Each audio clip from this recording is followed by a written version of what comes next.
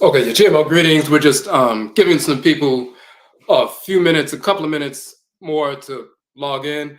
If you have any issues with the sound or the images, just let me know so we can correct that. We're just going to give it a couple more minutes and we're going to get it started.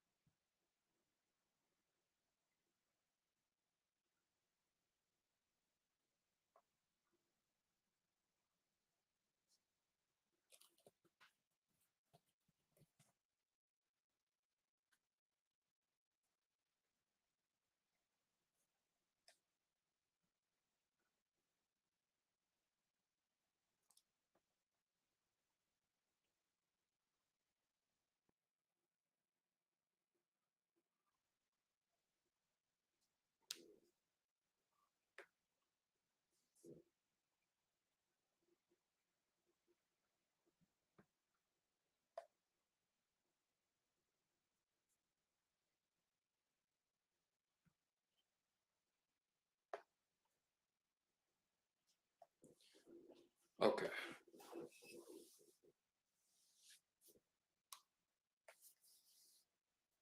Okay, so we're going to get started. So, the GMO greetings, Yedase, everyone for tuning in. This is actually the second live in a series. We did the first one last week. It was called Who is the Great Mother? And we went into detail about Amenet, the Great Mother, feminine aspect of the Supreme Being. So, you have the Great Father, who is Amen. You have the Great Mother, who is Amenet. So we went into detail about cosmology and trustery and culture and so forth, and showing her in different, you know, expressions of our ancestral religious practices, not just in ancient Khanit and Kemet, Egypt and Nubia, but in different parts of the continent of Afuraitkaitnit. Okay, hits up, everybody who's joining in. I see your messages. Hits up, your Chiamo. And so, for those who are unaware, I am Odwirafo, Kwesi Radnehembata, Akan Odwirafo of Akwamuman and Maruka TV Mu, the Akwamu Nation in North America within Ojiraman, the purified nation, Afurakani, Afuraitkaitnit people in the Western Hemisphere. I've published to date 31 books on various aspects of Afurakani, Afuraitkaitnit, African ancestral religion, culture, nation building, cosmology, and so forth. We've also produced an award-winning documentary, Marukafo Adebisa, African American Ancestral Divination, and a number of different things that we're putting together. We're going to get into some more of that a little bit later. So, yes, so, and we're going to we'll put some links in the chat room saw a question in the chat room. We'll put some links. We're going to go over a couple of our books. And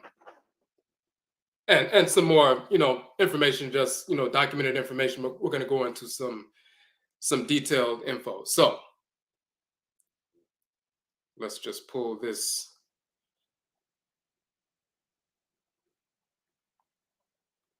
Okay. So we say, who is the female creator? And this image that you see on the flyer, that is the image of RAIT. So of course you have, and people are familiar with Ra, the creator of the universe, but RAIT is the creatress of the universe. All Afurakani, Afuraitkaitnit people, African Black people, practicing traditional ancestral religious practices, who engage in real ancestral religious practice. We have different names in our different cultures for Ra'et as well as Ra. We invoke the creator and creatress, and we recognize their position in creation, their relationship to us as Afurakani, Afuraitkaitnit people, African Black people, and of course, Afurakani, Afuraitkaitnit people, African Black people only. They have different roles, in creation, of course, but they are also subordinate to Amen and Amenet. So the creator and creatress are subordinate to the great father and great mother supreme being. So let's get into some cosmology to prove that. So first we're going to go to one of our books.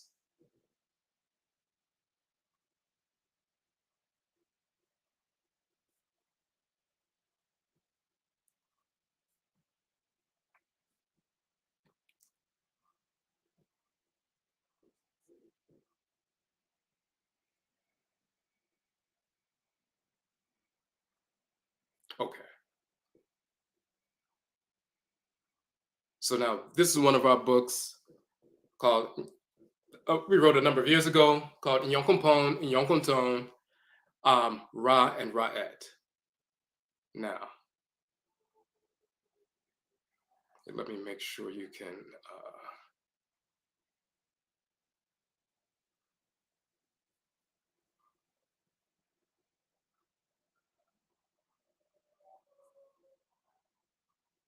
Okay, so the reason why we wrote this particular text is because in general, we wanted to show that the same divinities, Ra and Ra'et, exist in the Akan language and culture. Since we are Akan, we're an Akan organization and so forth, but we show in our texts and, writings and publications and courses and so forth, that Akan people, just like various other people on the continent, originated in ancient Khanat, which is ancient Nubia, migrated from ancient Khanat west over 2,000 years ago, reestablished the Khanat Empire or the Nubian Empire in the western part of the continent of Afuraitkaitnit, Africa, and re-established the culture. And it became the Empire of Akara or Akana or Ghana and so forth.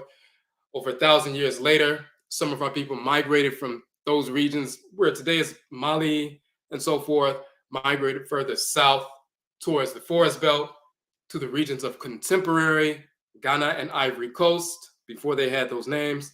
We reestablished the Akana Empire. And then hundreds of years after that, some of our people were taken from that region and forced into the Western Hemisphere during the Musuo Kessie, the Great Perversity, the enslavement era. And so we ended up in North America, as well as Central America, South America, the Caribbean, and so forth. But those Akan people who ended up in North America, we continued to practice Akan ancestral religion. And that ancestral religion goes under the Akan title Undu, which means medicine from roots, trees, and plant life. Undu also means to become heavy with the spirit through spirit possession and spirit communication. And Undu also means to feel a presentiment or foreboding, to see what is unfolding in the spirit realm before it happens physically, so you can make proper adjustments. Has to do with divination. So these terms in Akan, this term in Akan that has these three different meanings: Undu, medicine from roots, trees, and plant life, and Undu, to become heavy with the spirit, spirit possession, spirit communication. Undu, to feel a presentiment or foreboding. That came to be pronounced Undu or Hoodoo. So the Hoodoo religion in North America is the religion of the Akan people in North America. So one of the reasons we show that continuity of culture is to show that we've been practicing the same religions since ancient Khanid and Kemet into West Afuraitkaitnit, the so-called medieval empires of ancient Ghana, and later Mali and Songhai and so forth. But by the time Mali and Songhai come about, we had already left the ancient empire of Ghana, went to the forest belt, and then some of us, as we said, were forced into this region. But the same ancient ancestral religious practices, born of our blood circles, preserved in our spirit genetic blood circles, intergenerationally, transcarnationally through successive incarnations to this moment. So that's one of the reasons we published this particular book, to show the continuity of culture, but it also gives the cosmology of Ra and Ra'et. So let's look at that.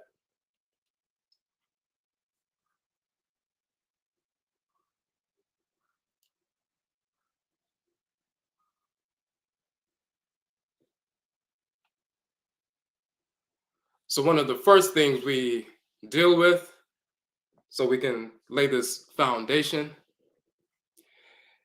is you see this particular image here. This is from the, oh, hold on a second. All right. This is from the temple of Ramesu II, misnomered Ramses II, but Ramesu II in Qanat, in Nubia, in what's today called Abu Simbel. And when we visit Kemet, we go to this particular temple and so forth. It's one of the many sites that we visit. And we will be going to Kemet.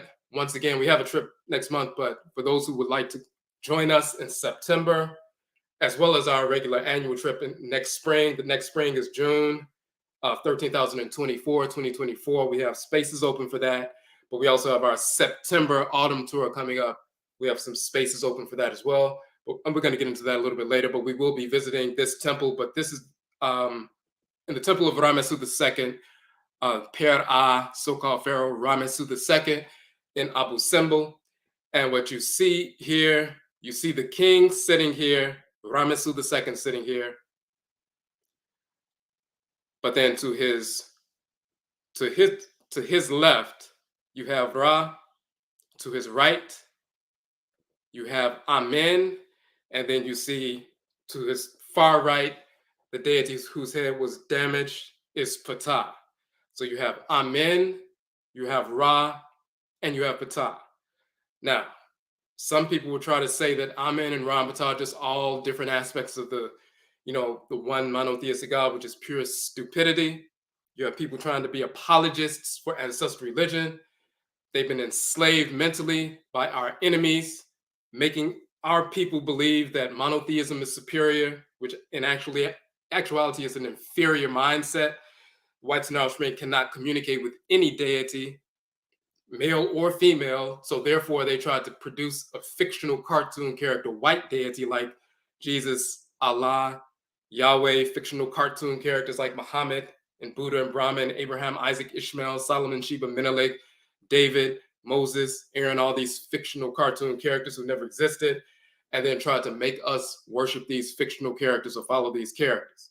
And they tried to put forth the false idea that there's only one deity, made that fictional cartoon character deity white, and made themselves the representatives of that divinity. So you had to, submit to them to hear from this fake deity. But in reality, polytheism is reality. It's always been. There are many divinities, male and female, but there's a hierarchy. Amen is the great god, as we mentioned in the previous broadcast. Amenet is the great goddess, and then they give birth to various children. So here you have Amen, Ra, and Ptah, and then you have the king sitting in between. So we have to show that, just to show clear evidence that there are many different divinities. And then we show that Amen, Ra, Ptah, and Atem in ancient Khanid and Kemet are Amen is, as we mentioned in the previous broadcast, Nyame or Nyame in the Akan language. Ra is the divinity Nyonkumpon. Ptah is the deity Obuadie in Akan. And Atem is Odumankuma in Akan. So we're just showing this culture. Now we get into some of the balance. This is in the temple of Apet Reset, so-called Luxor. Another one of the major temple complex is Apet Asetiu, which is so-called Karnak, the largest religious complex on earth, larger than the Vatican and anywhere else. Within that is the region of Apet Reset, the southern Apet, which is misnomer Luxor today, which we will be visiting when we go to Kemet. And this is an image of Amen, the great god, and Amenet, the great goddess, the great father and great mother. And Akan is Nyame, the great father, Ame, which is Ame, Nyame, and Amenet or Amenat is Nyamewa in Akan. So, but we show them because we have to deal with this cosmology. Now, we just said that Ra and Ra'et are subordinate to Amen and Amenet. First, we want to show in the Medutu, in the hieroglyphs, the Medut or glyph of the open mouth, which is this glyph, is the R sound. The forearm with the open palm, which is this symbol here, is the Ah sound. And then you have the determinative symbol of the serpent encircling the solar disk. The circle with the dot in the middle represents the solar disk in the Medutu and the hieroglyphs. So you have the serpent encircling the solar disk. That is a symbol of Ra and so forth. So, and then you have the seated figure that's shrouded, showing that this word Ra represents a deity, not just a person. So that's one spelling, this group of glyphs. Another spelling of the name Ra is simply the circle with the dot in the middle, the solar disk. Excuse me, because Ra and Ra utilized the sun, the Aten, Atenit. The term for sun in ancient Kemet is Aten on the masculine side, Atenit on the feminine side. So if you look up in the sky, you look at the solar disk, you say that is the Aten and Atenit. That is the male and female force that we call the sun, Aten, Atenit. Ra and Ra'et utilize the sun, the Aten, Atenit, to transmit their divine living energy, just like they use other stars to transmit that divine living energy. So Ra and Ra'et are not the sun god and sun goddess. They are the creator and creatress who created the sun and the various other stars and planets and all of the things, and utilized the solar disk to transmit their divine living energy. So that's why the solar disk can be used for Ra and Ra'et. So the solar disk, the circle with the dot in the middle itself alone, with the little mark here, is another spelling of Ra. Sometimes they just use that symbol for Ra. And then sometimes they just use the Um, Solar disk, circle with the dot in the middle with the serpent surmounting the solar disk, and we'll show why that's the case. That's another spelling. Now you have Ra'at. Few different spellings of Ra'at. So you have the circle, the open mouth, your mouth symbol, the sound, the forearm with the open palm. So that's R and A, Ra. Then the little loaf of bread, the half circle here is a loaf of bread. That's the T sound. So that's Rat. She's also called Rat as well as Ra'at. And then you have the little egg that shows that this symbol, this name, Ra'at, represents the feminine. It's not masculine, it's feminine. When you have Ra and Ra'at, the T or the loaf of bread, that T concretizes a noun. It brings things into being and concretizes it. So Ra is the masculine, Ra'at, the feminine. Amen is the masculine, Amenet is the feminine. You have Asar, you have Aset, you have Ka, you have Ka'et. The T or the et sound is the feminizing principle. And that carried over into European languages. They copied that from our people. So this is why you have in English Sean and Shawnette, or George and Georgette, or John and Johnette, because the et is the feminine, is the quote unquote diminutive and so forth. That's taken from thousands of years ago in our language. So then you have the seated, shrouded female figure that shows that this name, Ra'at, is not the name of a woman, it's the name of a goddess. If she wasn't sitting here as a determinative symbol, it would just be a feminine name, typically. Except in the earlier texts, sometimes they didn't use the determinative of the male or female. They would just put the name because people knew what it was. Another spelling is the solar disk, just like Ra, but then you have the T sound to show it's feminine, Ra'at. And then another spelling, another variation on the spelling, the solar disk surmounted by the cobra serpent with the symbol for the T, Ra'at. So 3 different spellings of Ra, 3 different spellings of Ra'at.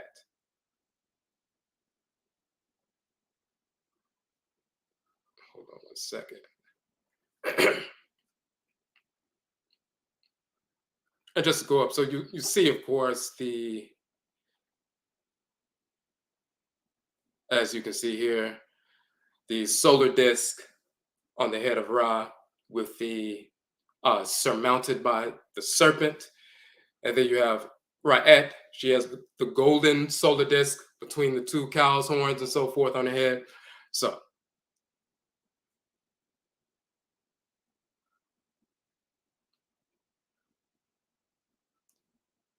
now we're going to touch on some information we touched on a little bit in the last Who is the Great Mother piece.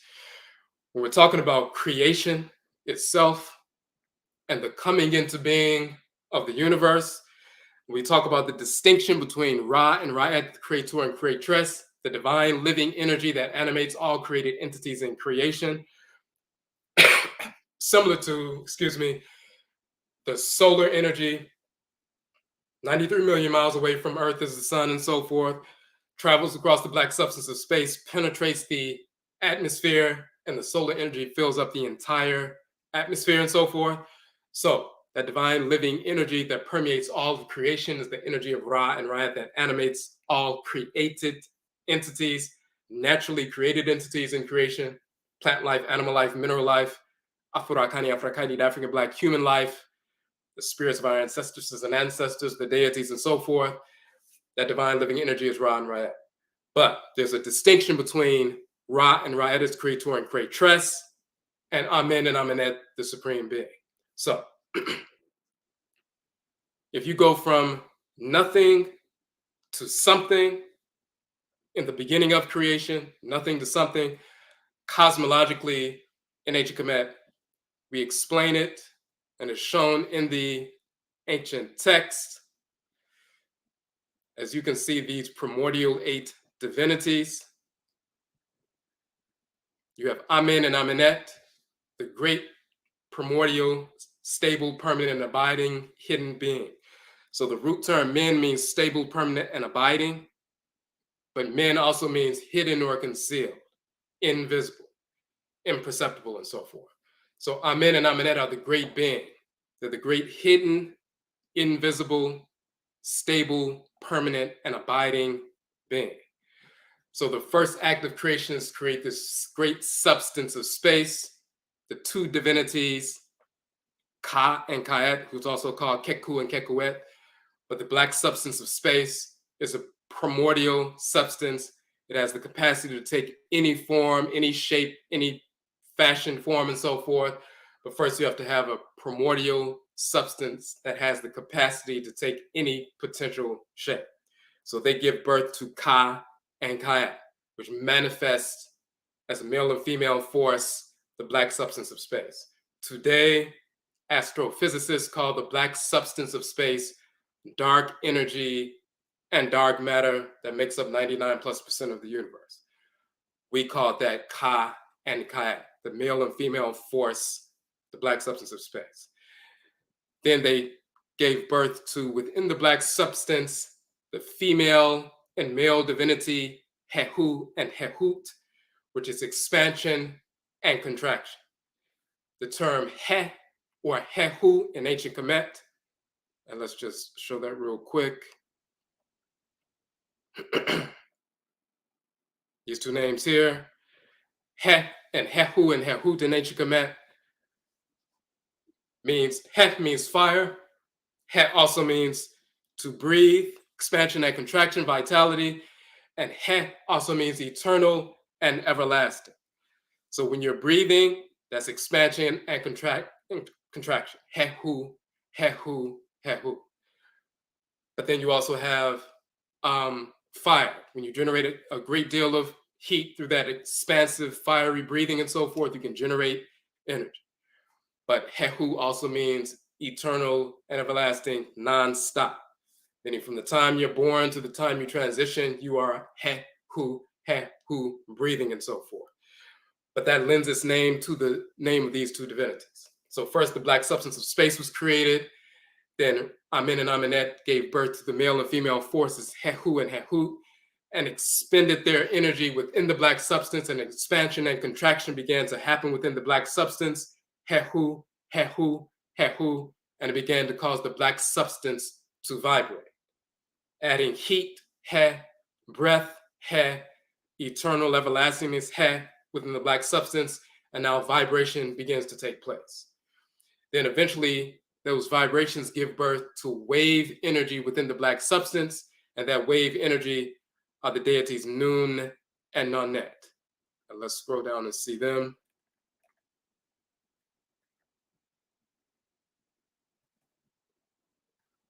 And you'll see that they're named as spelled with the wavy water line, energetic line, and so forth, and the three little vessels, the containers, Nun, Nun, and Nonet.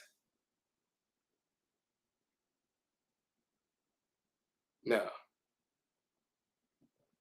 and that's the wave energy that manifests within the black substance. So the black substance starts waving, and there's energy moving back and forth within the black substance.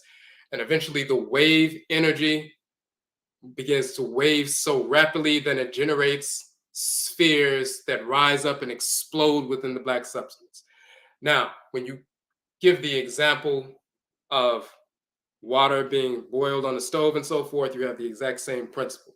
So water is a formless substance. It has the potential to take any form, any shape imaginable, but at first it's just in a stable form still. So pouring some water in a pot is akin to Amen and Amenet filling up space, the black substance of space. It's a great black substance. It's a great substance that can take any form, infinite potential.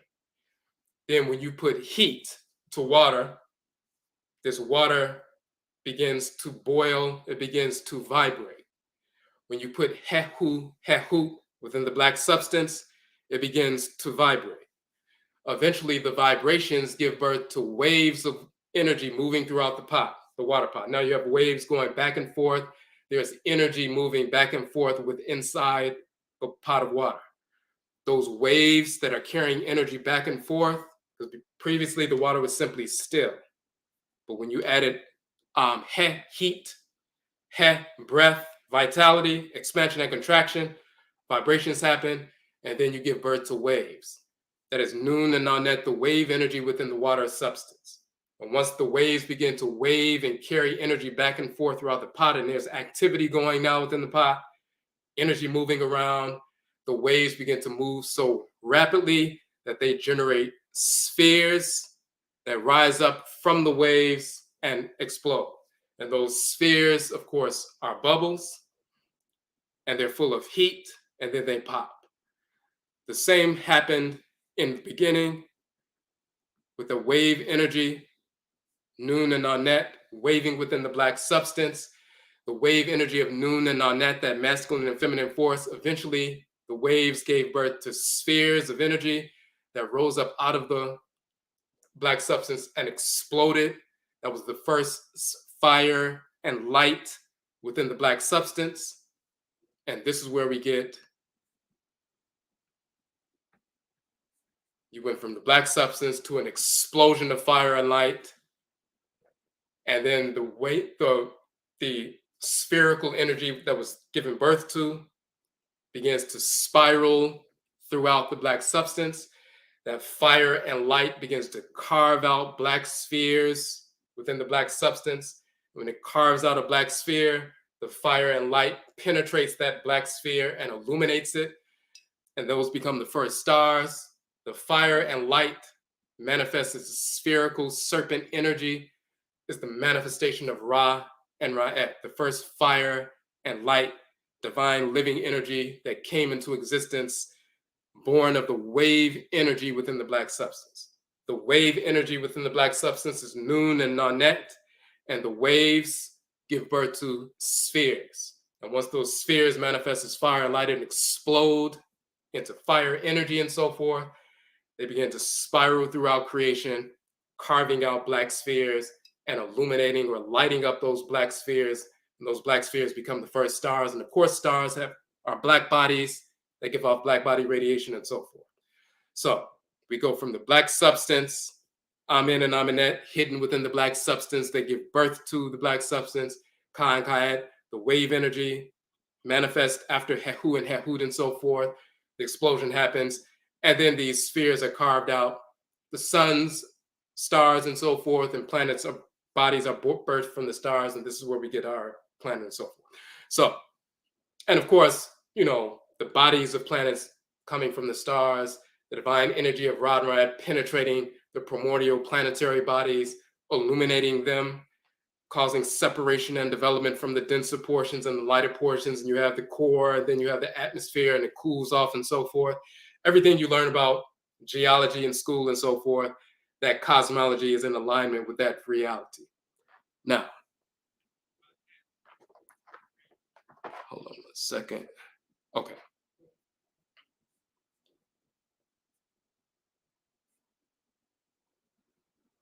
So what we show in that context is that Ra and Ra'et, the Creator and Creatress, are the children of Nun and Nanet, the wave energy, but Nun and Nanet are the children of Amen and Amenet, the great hidden being who gives birth. So Ra and Ra'et, the Creator and Creatress, the divine living energy moving throughout all of creation, creating the suns, moons, stars, planets, and so forth. The Creator and Creatress are the grandchildren of the Supreme Being. All traditional, authentic ancestral religion knows that. Nobody thinks that the Creator and the Supreme Being is the same thing. Everybody understands that the Creator and the Creatress are two halves of a divine whole. That is the great spirit of the Supreme Being, and they are grandchildren of the Supreme Being. Now, we always use the example on a macrocosmic level. If you look at the Afurakani man as an emanation of Amen, and the Afuraitkaitnit woman, the African Black woman, as an emanation of Amenet, then your body, you're Amen, you're like Amen, and Amenet, the divine living energy that's surging through you, your firepower, your life force energy, the energy you send to your arms and legs to fight, to move, to attack, and so forth, to build and so forth, that divine living energy, that solar fire within you, that is your Ra force. If you're the man, that's your Ra'et force.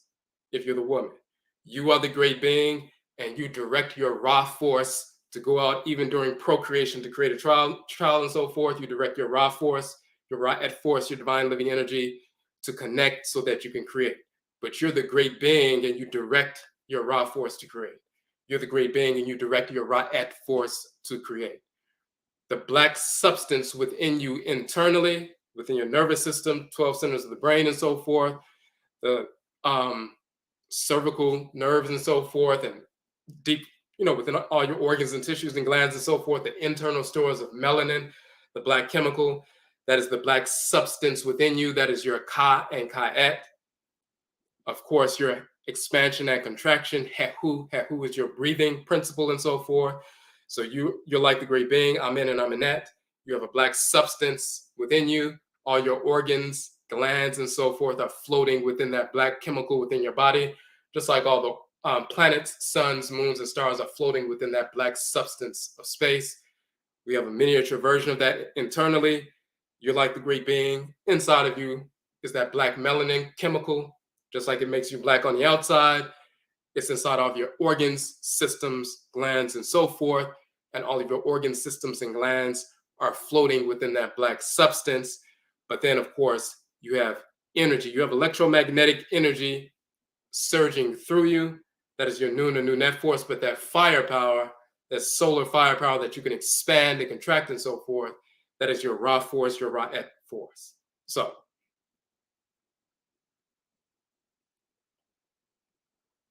now we had to give that foundation so we can understand the nature of the divinity. Now we know, and we've learned, of course, in school, when light is refracted by rain or mist, it becomes a rainbow. Of course, when light is shined through a prism, it's broken up into a rainbow and so forth. So you see the manifestation of the rainbows and so forth. This is why we get into, in this particular section, we talk about Inyokunton is one of the terms for rainbow in Akan, and that's also the term for the female divinity of Ra'et. So there's an association of Inyokunpon and Inyokunton, Ra and Ra'et, with the rainbow. And then we will see why. So in this particular section, we're just showing the Akan linguistic information. But when you want to look at the original hieroglyph, the circle with the dot in the middle, why do we use the circle with the dot in the middle to represent Ra and Ra'et, as well as the serpent surmounting the solar disk? When you see the solar disk with a rainbow surrounding it, or the lunar disk with a rainbow surrounding it, the sun halo, moon halo, and so forth, that is the original hieroglyph. That's where they copied the hieroglyph from. That's where it was taken from, nature itself. As you can see here, that is where the original glyph comes from. The circular rainbow or the arched rainbow and so forth, that's its origin. You also have dual rainbows.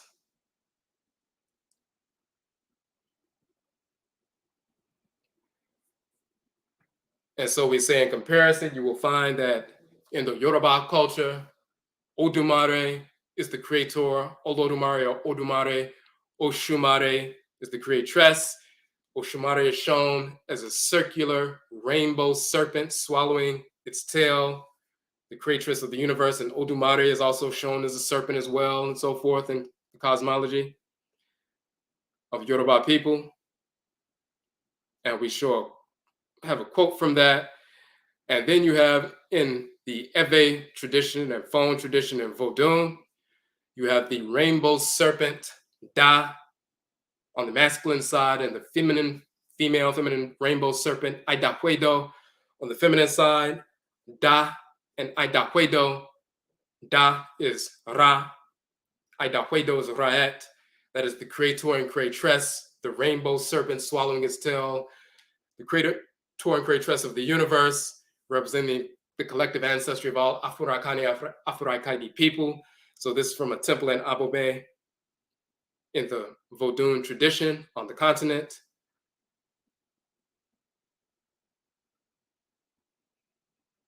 So what you will find, whether it's Akan, Yoruba, ancient Kani Kemet, Vodun, and so forth, the Ra and Ra'et, the Yonkumpon and Yonkuntone, Odumare, Oshumare, Da and Idahuedo, and anywhere across the continent, it's the same thing.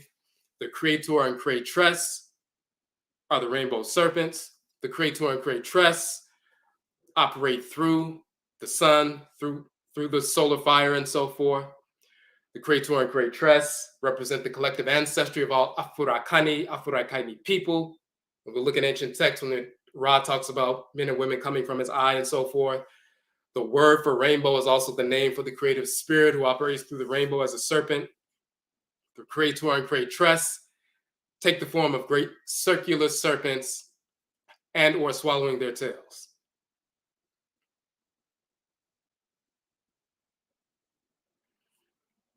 In the earliest religious texts in existence, the earliest religious texts anywhere in the world that predate any other religious compositions are the Meru texts, the so-called pyramid texts. One entry from the Meru text, the pyramid text of Unas, the male serpent is bitten by the female serpent is bitten by the male serpent, heaven is enchanted, earth is enchanted, and you will find that these serpents, heaven and earth and so forth, the circular serpent swallowing its tail around the head, the circular serpent swallowing its tail around the feet and so forth. That's the heavenly serpent and the earthly serpent and so forth. You'll find that in Vodun with Da and Ida Wedo, they'll say there's 3,500 coils of the serpent in the sky and 3,500 coils of the serpent under the water in the sea on earth and so forth. The heavenly and the earthly serpent and so forth. You'll find that in Yonkumpon and in Yonkunton and Akan and so forth. The same cosmology for thousands of years across cultures carried in our blood circles. Now, let's switch over real quick. So when we talk about Ra'et herself,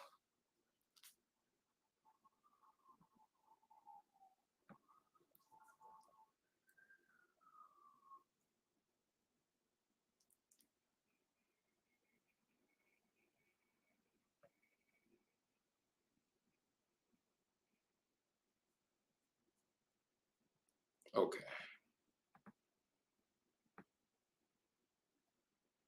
So this is an image of Ra'et from the Temple of Kainsu in the precinct of Mut within Aperasedu, so-called Karnak and so forth. This is a specific temple that is under construction. So people are not able to visit. They haven't been able to visit for years and so forth.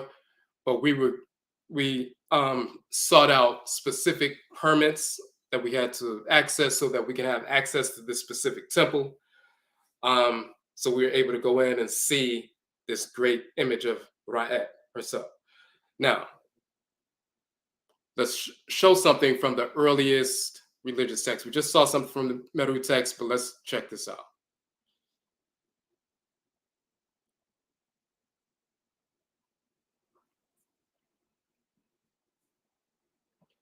I'm going to pull up a different.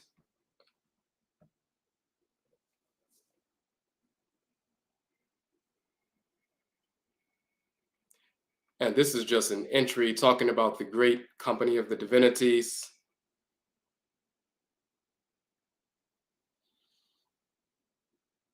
Okay, so they're talking about the pyramid text, the Meru text of the Per-A Unas, so-called Pharaoh Unas. And you often hear in ancient Kemet the great company of the divinities, the Postjatu, and it's talking about Atem and Shu and Tefnut and Geb and Nut and Asara, Set, Nebuchadnezzar, and so forth. So in this particular section, let me scroll up right quick.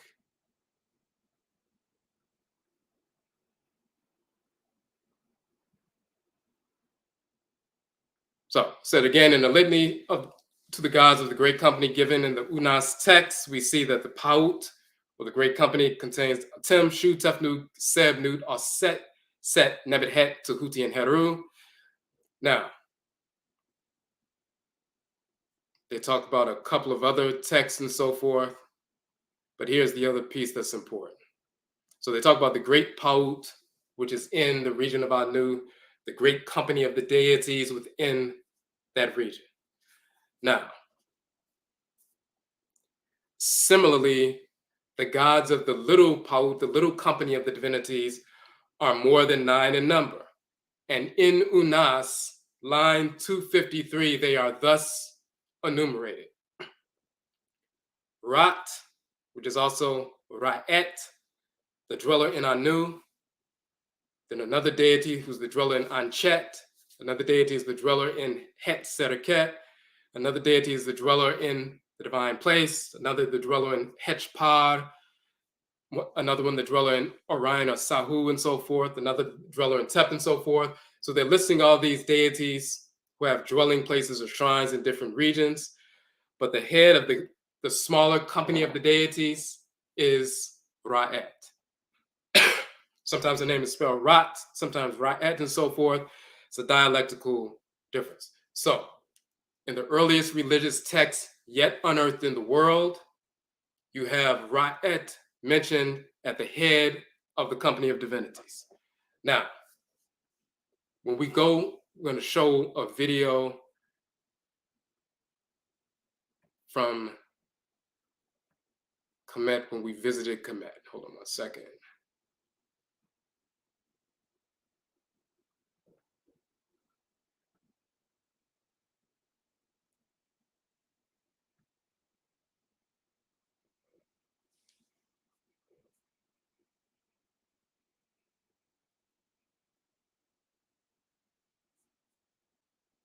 Okay, so this is our page where we're talking about our upcoming trips to Kemet and so forth.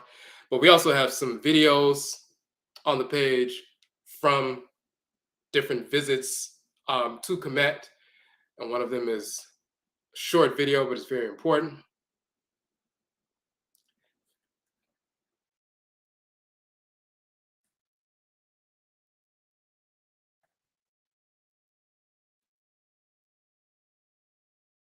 Now,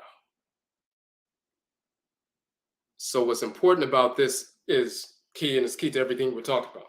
Right as the creatress of the universe. She's the divine living force on the feminine side that animates all created entities, brings all the created entities into being from nothing and so forth, but animates all created entities. The life force energy within you, the divine living energy within you, in order for you to function and have an energetic connection to plant life, animal life, mineral life, other Afurakani, Afuraitkaitnit people, as well as the spirits of our ancestresses and ancestors. You have an energetic link to them. The energy emanating from you connects with the energy emanating from them, and you can communicate across that bridge of energy to not only the spirits of plant life, animal life, mineral life, other Afuraitkaitnit people, but spirits of the ancestresses and ancestors, as well as the spirits of the deities, the Abosom, the Orisha, the Vodou, the spirit forces that animate the solar, lunar, and planetary bodies, the oceans, rivers, atmosphere, fire, water, earth, and air, and so forth, the planets, the black substance of space, the spiritual forces that animate all features of creation, deep within the core of earth, and so forth.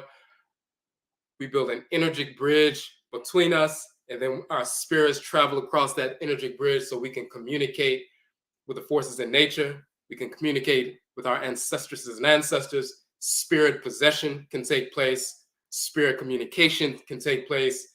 Divination can take place, and so forth. So our link to Ra'et is the link to our life force energy itself, the expansion and contraction of that energy, the replenishment of that energy, our connection to all of creation in the spiritual sense is dependent on her. Now, we have people going back and forth to Kemet for years, taking people back and forth to Kemet for years and so forth, because we use the same mindset very often. Hold on one second. Give me 1 second.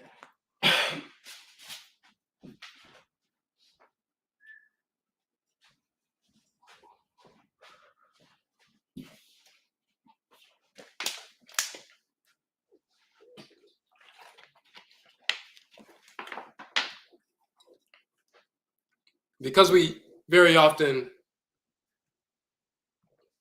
come into studying culture from the same mindset as Europeans, since Europeans don't focus on Ra'et, they focus on Ra, they focus on Amen, they focus on Ptah, they focus on masculine divinities, and then they will give a side note saying, oh, the Egyptians gave their gods wives, but they don't have a prominent place in the, cosmology.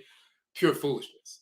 We communicate with these divinities, they possess us, they animate us, they direct us through divination, healing, learning the procuring of medicine through plant life, animal life, mineral life, and so forth. We have a relationship with these divinities. Non-stop, never stop. But if we have that mindset, that corrupted mindset, a Eurocentric mindset, we'll read text from Kemet. If they don't focus on the feminine, then we don't focus on the feminine. If they say Ra created the world and they show texts about Ra creating the world, then we'll say, well, Ra created the world. If we're tuned in culturally, even if we don't know certain details, if we're to say Ra created the world, which of course Ra did, but then Ra'et will not allow us to stop there. She will make us come and seek her out. Even if we didn't know her name, she will make us come seek her out. And we seek her out to seek, well, there must be a feminine, because she would show us that internally, spiritually, intuitively. She would direct us to evidence of that. So when we look at this video,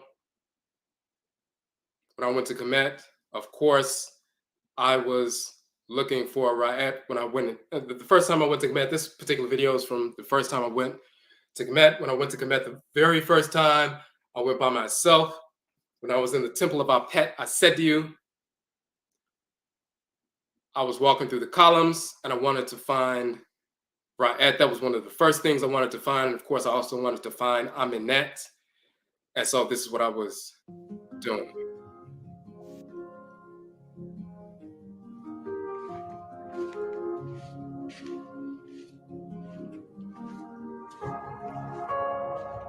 And when we go in September, you will be in the same place, walking through these same columns, and you'll discover the same thing.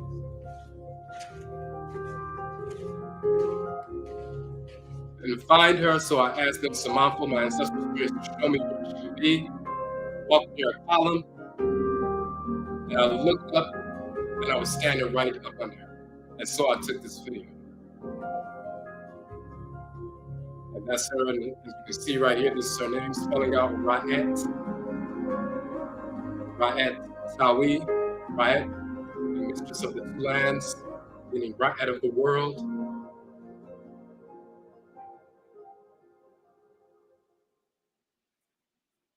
Okay.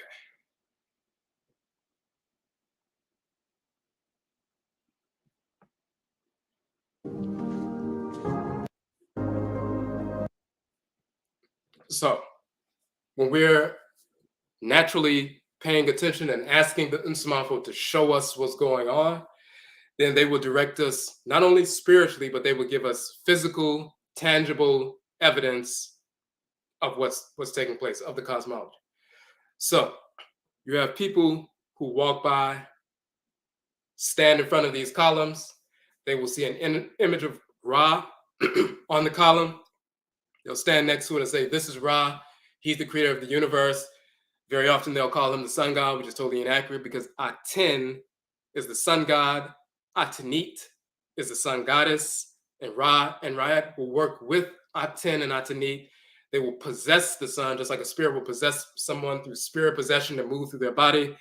The spirits also possess the sun, possess the planets, and so forth.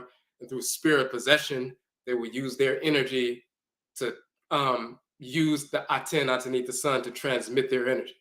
So, but people will say, this is Ra, the sun god. They'll stand up under that column. Everybody will take pictures, and then they'll move on. Ra'et will be standing right next to Ra, or right next to Atim, and so forth, and they will go right to the next individual. What makes our people totally neglect the fact that that's RAIT? Because since the Europeans don't focus on her, and we've been conditioned like them, then we don't focus on her. So we'll just go right along. But if we're trying to align ourselves with divine order, as soon as you seek to align your thoughts, intentions, and actions with divine order, then you're going to seek to align yourself with the divine balance of male and female. That will manifest as aligning with Amin, Aminet, Ka, Kaet, Hehu, Hehu, Nun, and Anet, Ra and Raed, Atim, Atimet, Shu and Tefnut, Geb and Nut, Asar and Aset, Set and Nebet, Ma'ah, the male deity of divine law and balance, and Ma'at, the female divinity of divine law and balance. And of course, we showed that we did a whole 6-week course on Ma'al, the male deity of divine law and balance, the counterpart of Ma'at, and so forth. So this is that's what we're dealing with. So so let's go back a little bit.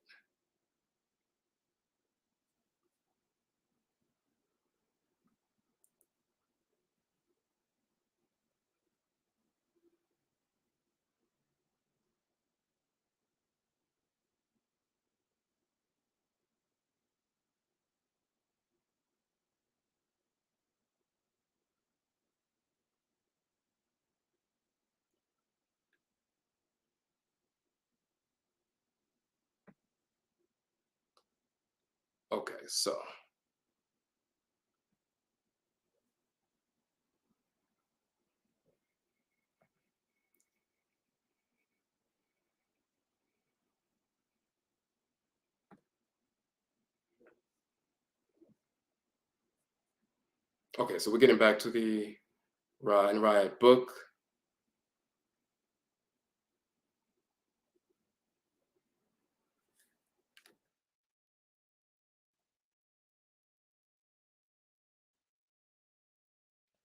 Okay, so in that section, we were just showing certain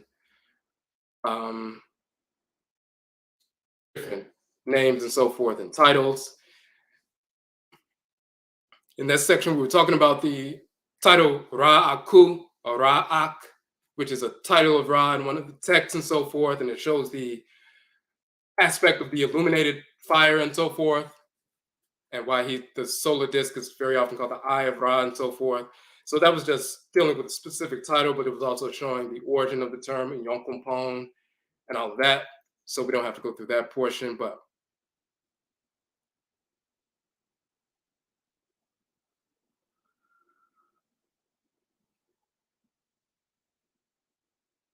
now.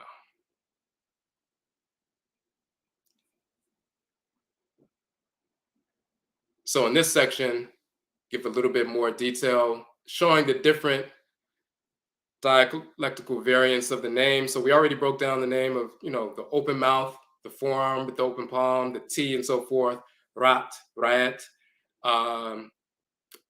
different versions of that. Sometimes instead of a feminine seated, there's a reared cobra serpent that represents a feminine divinity.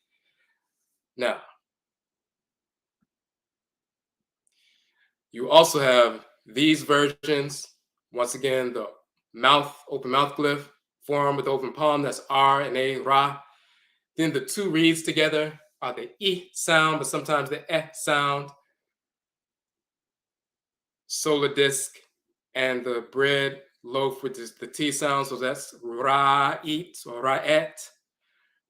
Here's Ra'et, and the determinative is the serpent, coiled serpent sitting on top of the basket and so forth. Ra'et. And then Ra'et once again. So 3 different versions of Ra'et. That's simply a dialectical variant of Rat. And you will Rat to Ra'at, and you go from Ra'at to Ra'et. And within Afurakani languages, you will find these different, dialectical variants.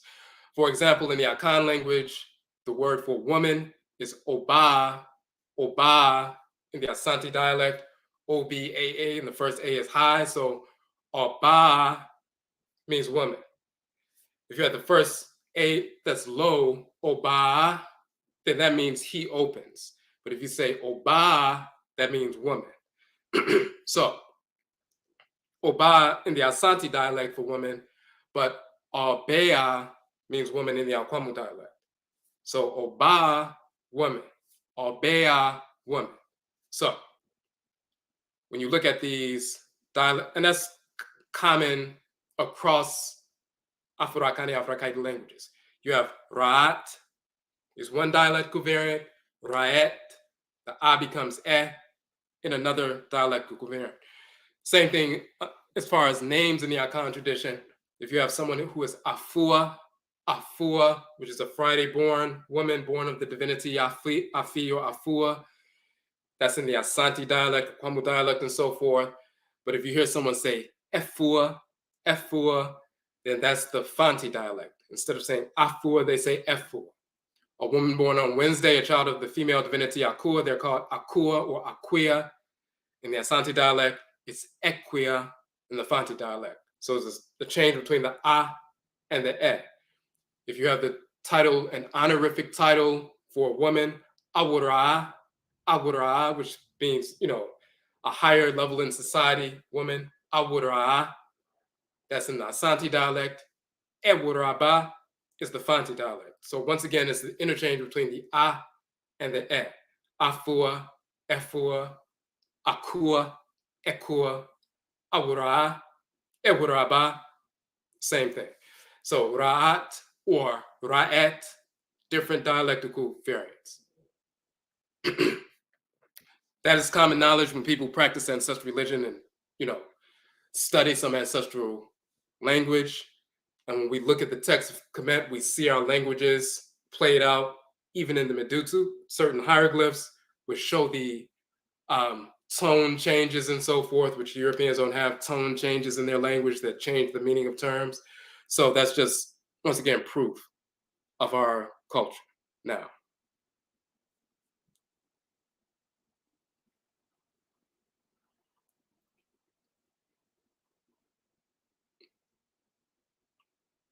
We just want to show one final thing on this section.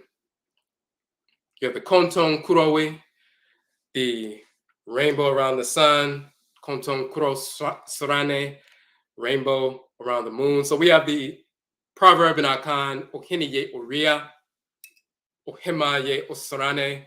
The king is the sun, the queen mother is the moon. So the sun and the moon govern the entire nation, of course. But when you look at the sacred Usek collar of ancient Kemet, and then you look at this cosmologically, so you have the sovereign, Ohiniye Oria, the king is the sun, Ohini or Ohimaye Osarane, the queen mother is the moon. So you have the quote unquote sun and the moon, and they have the multicolored great Usek or collar.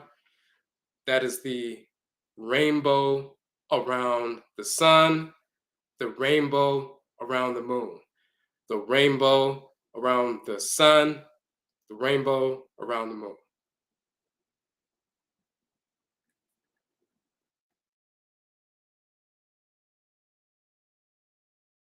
You see the same with the divinities, for example, Ptah, who's Obuade in Akan, and Obaluaye in Yoruba, and Sakpatan Vodun, and so forth. And then you have the divinity Heteru, who is Cheche in Akan, Afia, Afu in Akan, Oshun in Yoruba, Irzuli and Vodun, and so forth.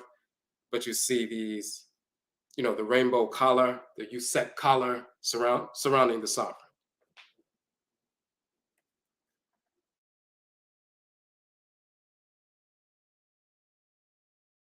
And of course, you see Ra and Raed wearing that collar itself. Once again, they're the great, they are the originators of this rainbow collar structure. And Usek hair, side of Ra, Usek het, the Uraeus goddess, Arat goddess, and so forth. It's referencing in that context, right? So now, now we want to get into some more detailed information about one of our major titles.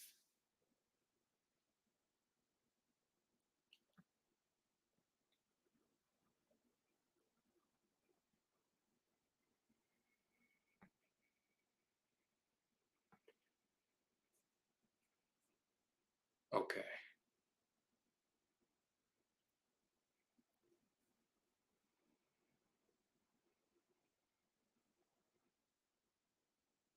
Okay. Okay. And if there are any questions, of course, in the chat room, I'm just going through some of the information before we go to the final piece.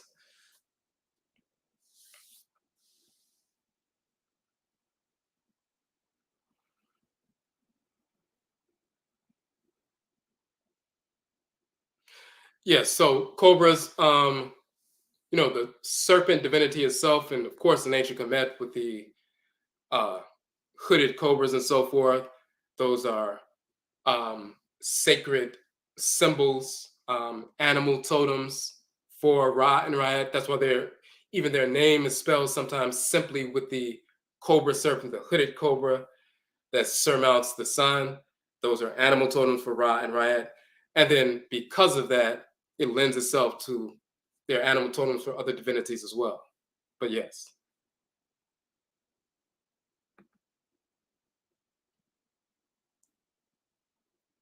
Okay, so there's a question about Reiki. Let me just pull this up right quick.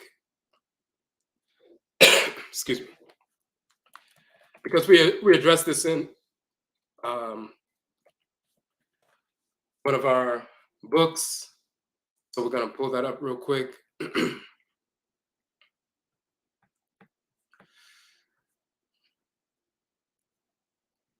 Okay.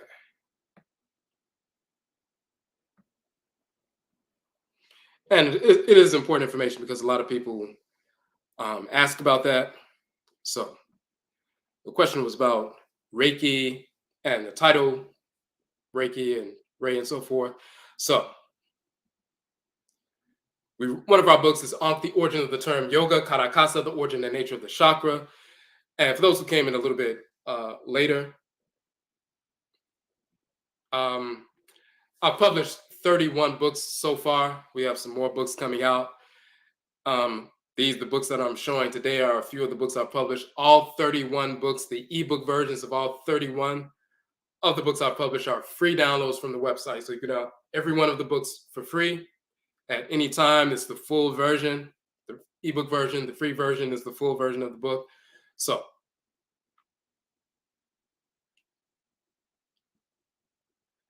the origin of the term yoga, karakasa, the origin and nature of the chakra is one of those books.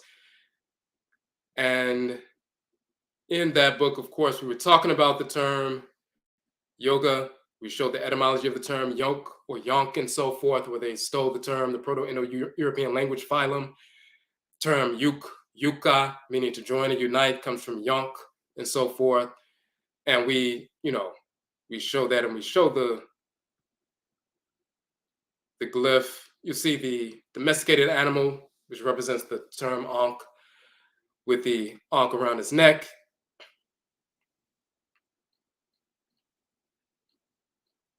So we go into some detail about that. We show the ankh is the same as the Akua in the Akan culture. And we show linguistically that ankh is also yonk, and that became yok or yoke, yoka, and so forth. But there's an entire cosmology revolving around that. And then we go into the second part of the book, showing that the term kara is the origin of the term kakra, which is later corrupted into chakra and so forth. And we show the cosmology of the deities governing the 7 knots along the spine and so forth.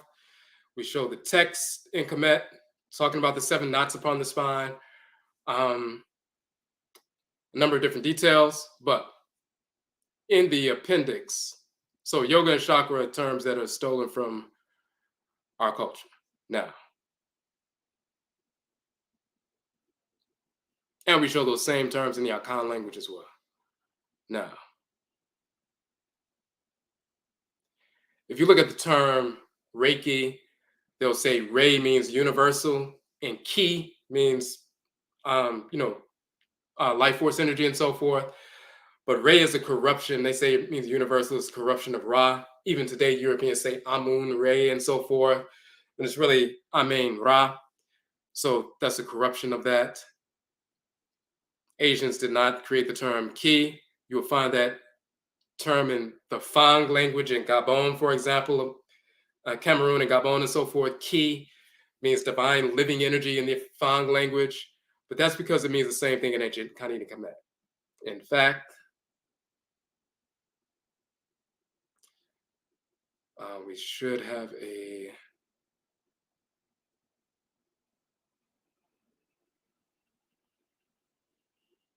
Just give me 1 second. There is one section where we.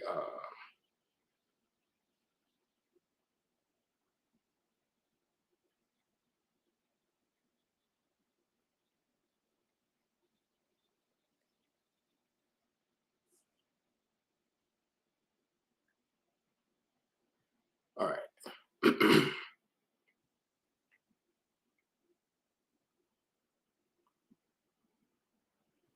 Okay, so you'll see that Ki, the exalted one, the god, Ki, the winged disc, Kai, another version of exalted one. So once again, you have the dialectical variants. You have Ki, the exalted one, the high one, the one who's above, the exalted one, the divinity, Ki. Another variation that is Kai, Kai, which is Kai, the exalted one, that's a title of Ra. So whether it's Kai or Ki, that is a title of Ra, the divinity, the divine living energy animating creation on the masculine side, and Kait is a title for Ra'at as well. Now,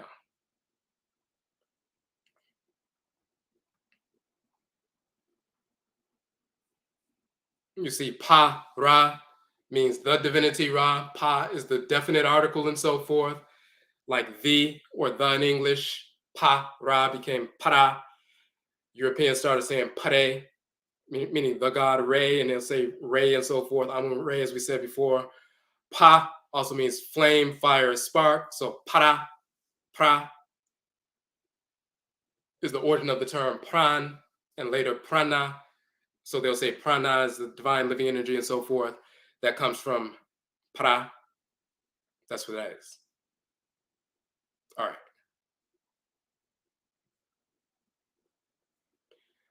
So, but when you look at that book, you'll see the details of where they stole these terms. But we have the full cosmology going back to coffin texts and prior to that in ancient Kemet, talking about the 7 deities that govern the, 7 shrine spaces up and down the spine and all of that, the knots along the spine and all of that. So predating Hinduism by thousands of years.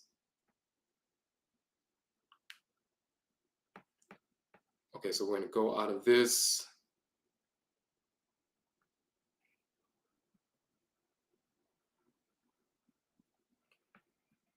And we're going to get to this final piece about a major title. So we wrote, this is another one of our books, Afuraitkaitnit, the origin of the term Africa. In this text, of course, we show that the term Africa comes from Afuraka. Afuraitkaitnit does not come from the Roman general and all that nonsense that misinformed individuals put forward. We prove the fallacy of those fake titles. We also, for example, show the etymological origin of the term Al-Kabulan, which is not an indigenous term for the continent. It's actually a corruption of an Arabic term. So that is not an original ancient name for the continent. People were not aware of that. So we had to give the etymology of Al-Kabulan to prove that. And the cosmology associated with that etymology, where did it come from? So we did that. But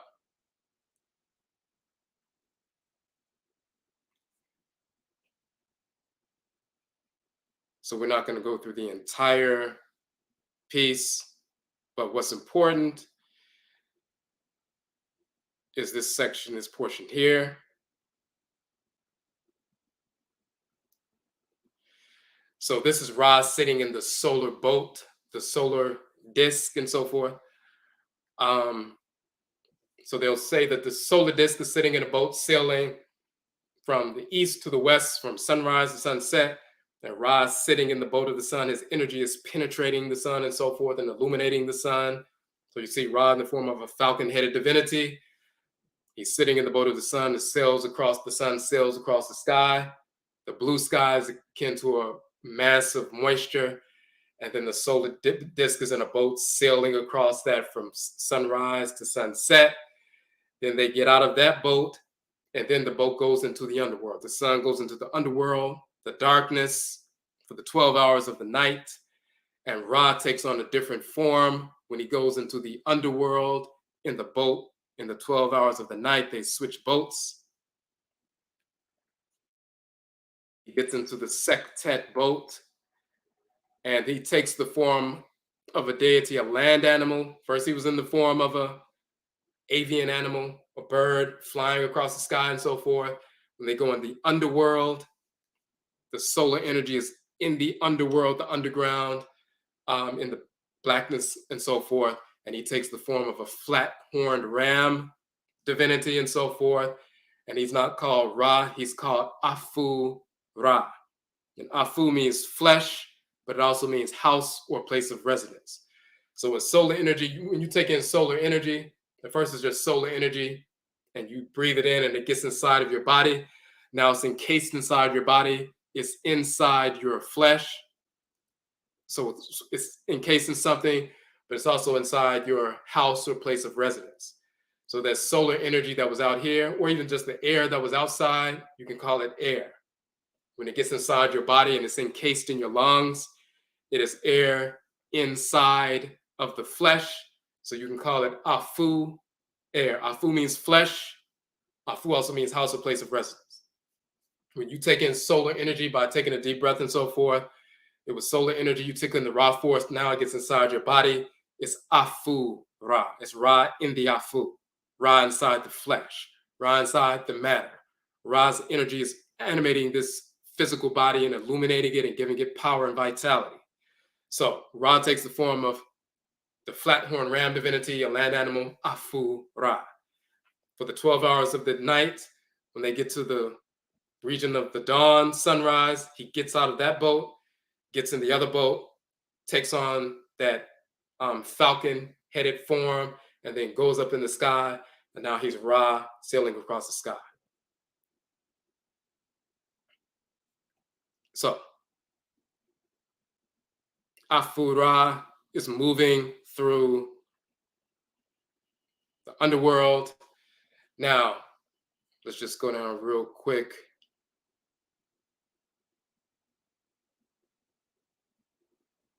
To our appendix.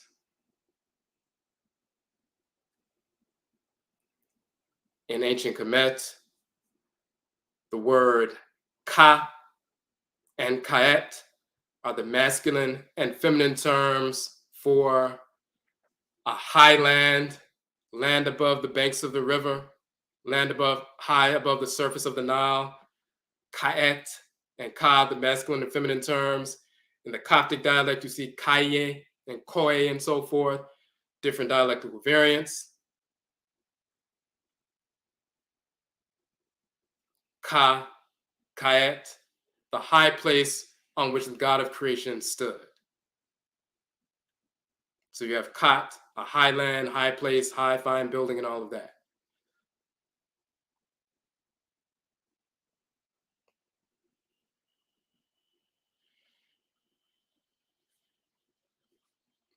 In the particular text that we were referencing in this portion, it talks about Ra creating the world, and he said that he settled on the high mound, the Ka, the Kai, so that the only place that came up out of the primordial water at the beginning of the universe and so forth.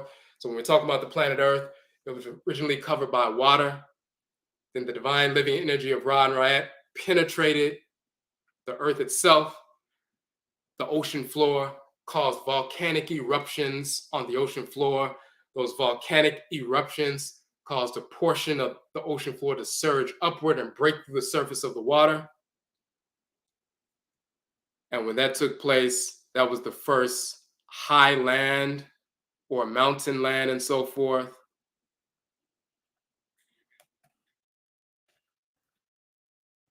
That was the first highland, the first highland, mountain, highland, hill, and so forth. Kayat, caused the first landmass to break through the surface of the water. That was the only landmass on Earth.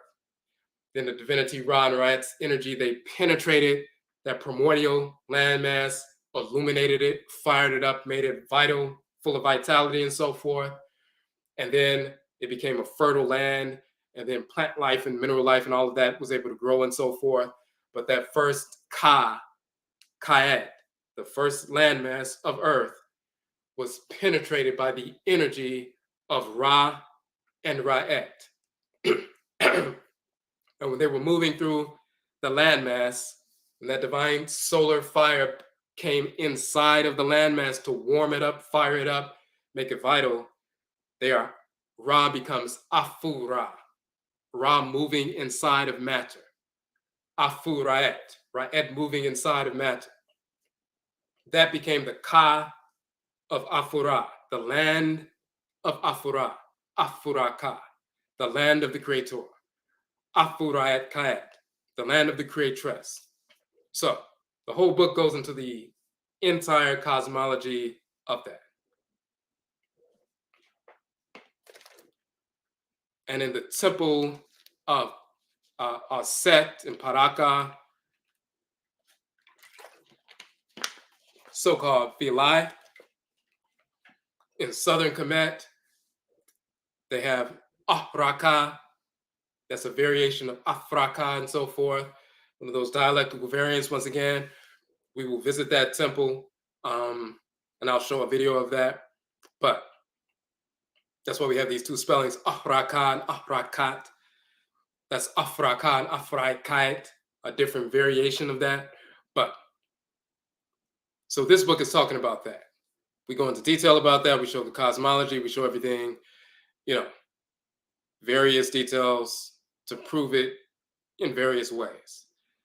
Now, what's important about that, however, and this is that temple of Paraka, so-called Philae, in southern Kemet, but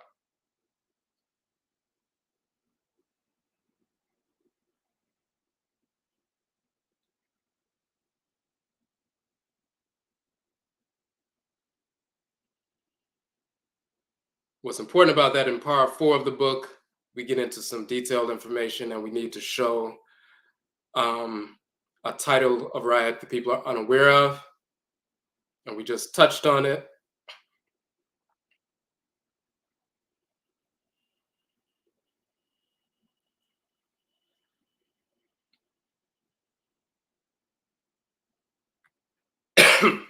Excuse me. So the term Afrika, the term that the original Berbers, the Black Berbers of ancient North Afurakai, they are called Afrika today. They are the ancient AFRI people. We talked about that earlier in the book. So sometimes it's spelled Afrika, AFRI, and sometimes they spell it Afrika, just as we saw Ahraka, it's Afraka, and so forth. Let's show an image of those ancient Black Berbers.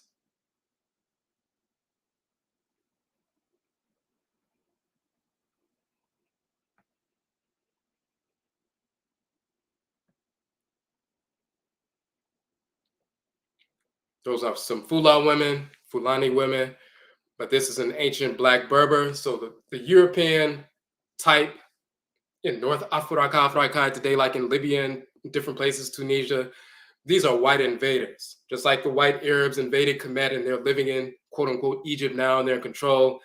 Some of their relatives invaded the northern part of Africa a few thousand years ago, and they're in control and certain parts of the northern part of the continent, but there are still original Black Berbers living in North, all across North Afuraitkaitnit today. The Tuareg Berbers and so forth, the Afrika people, they're still there. Just like there are original Black people in Kemet, we're going to show a video of that as well, who we met there. But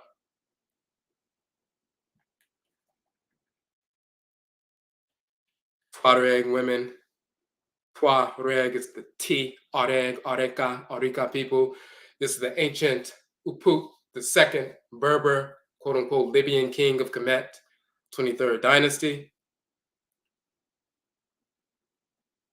Now, for those who, well, let's skip past that right now. We were proving early in the book that the terms, when they try to say Africa comes from the Greek term, Roman term, Arabic term, Phoenician term, all these different Hindu or Sanskrit term, we showed that each one of those false definitions are false. And we show the origin of the Roman or Latin term apreka, they stole it from perek, pre, in ancient Kemet. The Greek term afrik, meaning not cold, they stole from afri, from the Medutu in ancient Kemet. Apara, in Sanskrit, they stole from pera in ancient Kemet.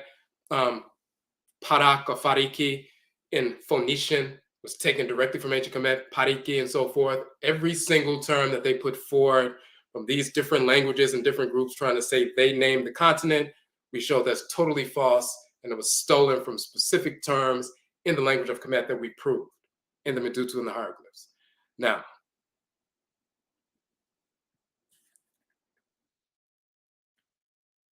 it's an Afar woman from Ethiopia, but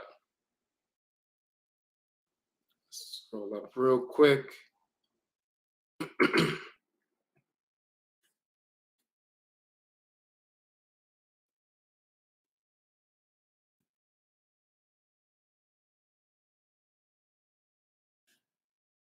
This is the other piece we wanted to touch on. In the ancient Black Berber Bibri cosmology, which is over 10,000 years old, in North Afuraitkaitnit, there's a female divinity called Ifru. She's also called Ifri or Efri or Afri. They recognize her as a sun goddess and a cave goddess. Ifri or Afri was the most influential female divinity. Nearly 2,000 years ago, the Roman author Pliny the Elder stated that nobody in Africa began any undertaking without first consulting the goddess Africa. Africa was the Roman title of the Berber Abosom Afri. They called her Dea Africa, the goddess Africa, and so forth. You look at the feminine goddess Africa with the headdress, the elephant headdress, and so forth. She's reposing on a bench. These are two coins stamped during the time of the Roman occupation of northern Afuraitkaitnit. You see the goddess Africa, on these coins. Now, those particular coins during the time of Hadrian. Now, why would they call her a sun goddess and a cave goddess? And let's switch over real quick.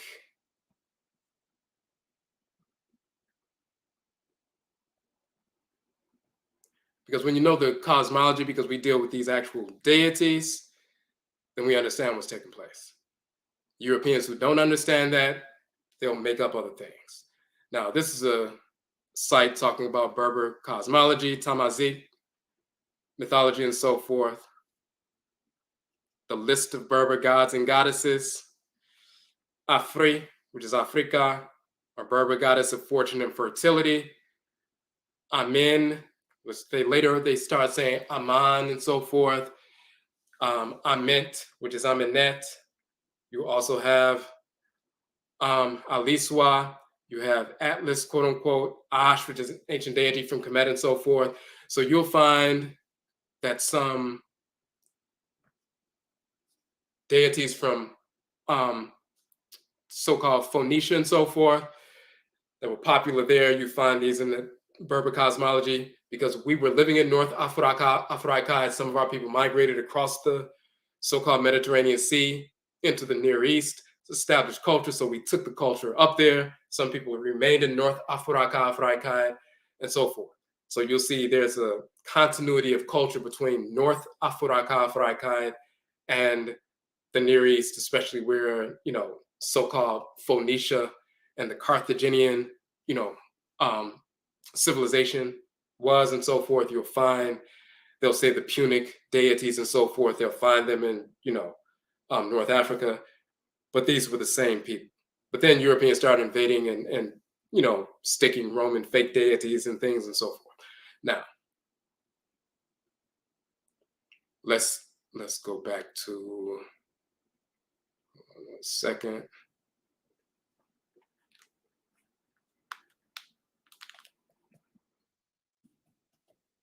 Now, when you Google information about the goddess Africa,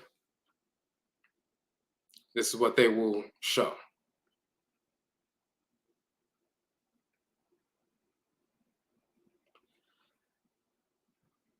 And they will very often misrepresent the information. So they will say it's personification of Africa by the Romans in the early centuries. Of course, the Berbers already had the divinity, as we show. AFRI is actually RAIT, who is called AFRAIT or AFRI, which is AFRI, but they don't know anything about that. So her iconography typically included an elephant mask, headdress, a cornucopia, military standard, and a lion. So you see that they are painting her white at this point, and she has the elephant headdress. Now, this is 2nd century mosaic.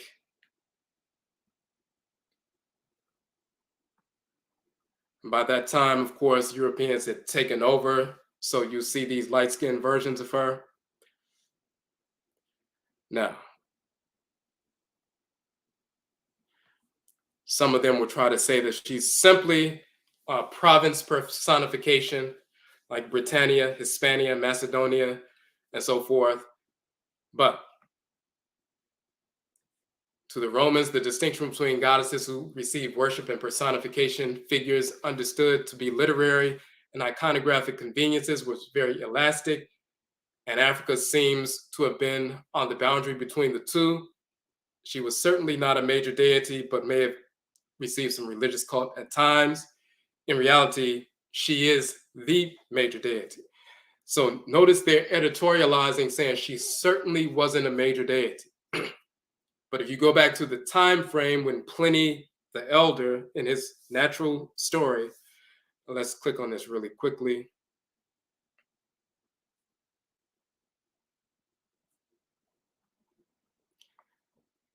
Pliny the Elder was a Roman author, naturalist, natural philosopher. He was born in quote unquote AD 23 or 24, died AD 79 and so forth. So, very famous author. But he was living at the time. So they say, well, she certainly wasn't a major deity. What does the person who was living at the time, looking around, saying about this deity he sees the people worshiping? In his book, Natural Story, he wrote, this is in Latin, it says, no one in Africa does anything without first calling on Africa. Talking about the goddess Africa. Talking about without first calling on her. Nobody in Africa does anything without first calling on her. Now, when you juxtapose the editorializing of a writer like whoever wrote this article on Wikipedia, or you see other sites, they say, oh, she was just a personification of the region. She wasn't a major deity. They don't know anything about this deity. They're just using their own corrupted mindset, biased mindset, trying to reduce the functioning of divinity. But the person who was living there at the time, that's the most important deity, period. Nobody does anything without consulting her first. There's a reason for that. And that's, of course, the people who haven't, those who are writing about this also have not consulted and, did field research with the Tuareg, with the Berbers and so forth to know who this deity is. But we already know who she is because it's part of our cosmology, who we still worship to this day, in the Akan tradition and other traditions as well. So let's go back to the actual book.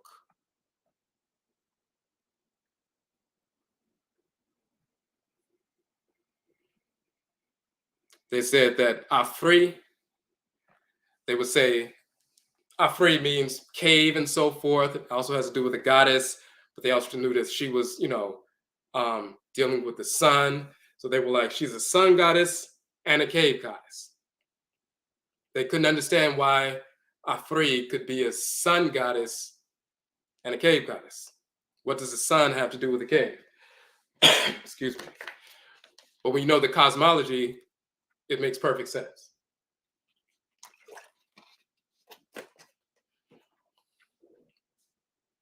And we just went over a portion of it.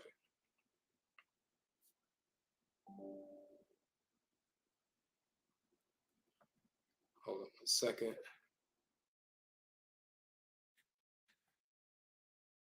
So, once again, this is another depiction of Ra in his form as Afu-Ra, the flat-horn ram, when he's in the underworld, the divine living energy, solar energy, fire moving within the flesh and so forth, within the Afu. So he becomes Afu-Ra. When he's sailing through the sky, he's animating the sun, quote unquote, sun god. But when he goes in the underworld, and you have the books of the Duat and so forth in ancient Kemet, the book of the underworld and so forth, what they also call it is the book of caverns.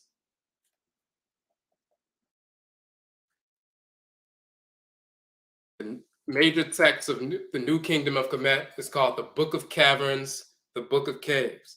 That means going through the underworld. When you look at the imagery of the solar disk going from every hour of the night in the underworld, it's a series of caverns, caves, and so forth that the black sun, Afura, is moving through. So he's a quote unquote sun divinity, a divinity that animates the sun, but he's also a cave divinity, quote unquote. He's as Afura, he's moving in the underworld. The same is true of Ra'et. She operates through the solar disk. She's Ra'et, sailing through the sky and so forth.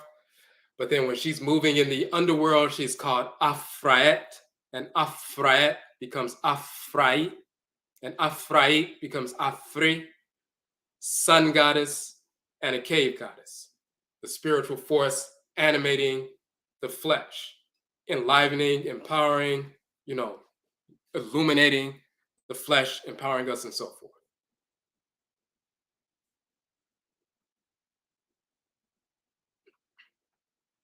So we say here, it should also be noted that the reason why the Arabs define Ifriqiya or Ifriqiya, which they got from the Romans, Dea Africa, they say Afriqiya, as queen of heaven, is because Ra'et is the divinity who is the queen, the Herit of heaven. She's the creatress operating through the most prominent heavenly orb, the Aten, the sun. The Arabs learned of the goddess Ifriqiya from the Romans. This is why the Berbers later in their true story were referred to by the Arabs as the Banu Ifran, the children of Afri or Ifri and so forth. Africa was recognized by the Romans and others as the Ka, the land of Afri, the land of the goddess Afri and so forth, Africa. Now, but the Romans learned of her from the Berbers. So that name Ifri, Ifru, Afra, all of that, not created by the Romans, of course. These are different images of Ra'et. Temple of Kheimsu, as we said, show earlier. This is from a stela in Herkau. This is a late period image of RAIT during the Roman period and so forth. So we also talk about, in addition to RAIT, the Berbers also worshipped Amen, Al-Sar, Set, many other divinities and so forth. And then we talk a little bit about the Tuareg and Fula, Tuareg Berbers and so forth, and give some cosmology dealing with that. But so let us get to, we're going to show a couple of things that we touched on before.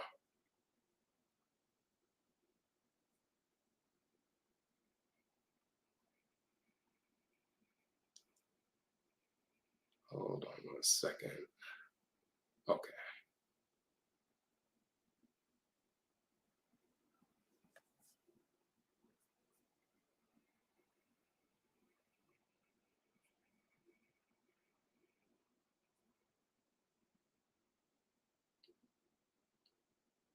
Okay, so we just talked about the region of Philae in southern Kemet.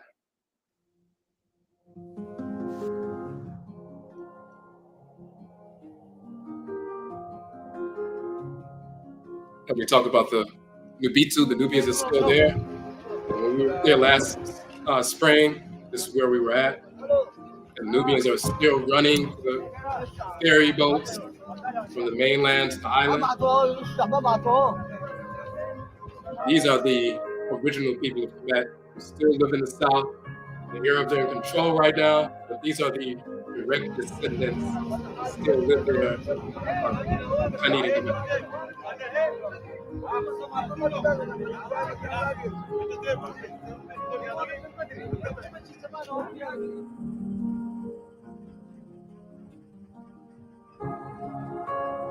So when we showed that image of Afuraitkaitnit, male and female terms, a different dialect of the variant of Afuraitkaitnit, a title of the ancient mound. They would say in Parakafila, that's the original mound of creation manifested from under the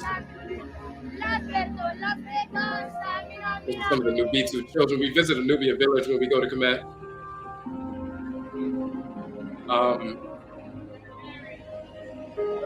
And they come up to the boat and sing and, sell their wares and everything.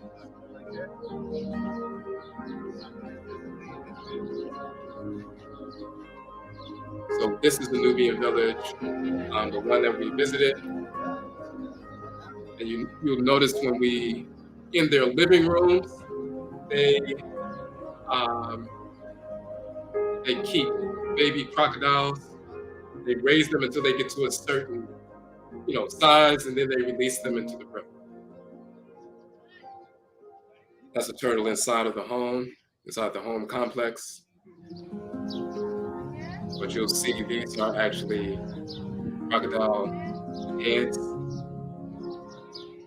And you'll see, Khan tradition, Yoruba tradition, even in North America, you'll see people with crocodile or alligator heads, smaller alligator heads. These are shrines of certain divinities like Sobek, which is Odin Shimon Khan, and Akjakpan in Kodun. Sacred animal totems, deities. Odin the crocodile is the sacred animal totem for Osama Fram, a petrifying divinity in our Khan culture, for example. So this is inside the living room. These are the crocodiles they have in their living room under a little gate and so forth. But once they get to a certain size, they have to release them into the water. But they have a relationship. You see the children standing on the backs of crocodiles while they're swimming and so forth. So when you see this child, Heru, standing on top of crocodiles, that was a symbolic thing. Europeans didn't know that until they saw. They assumed Heru standing on top of crocodiles, subduing the animal nature and so forth. But it is that, but it's also literal. So this is one of the places you will visit with us when you join us to go to Kemet in September. Okay.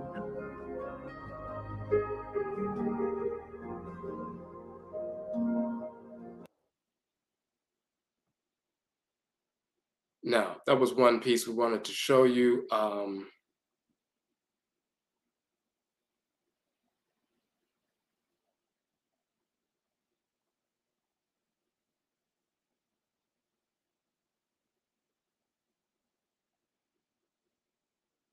When we talk about the hot with the forepart of a lion, that means the first or the foremost, and then hold on 1 second.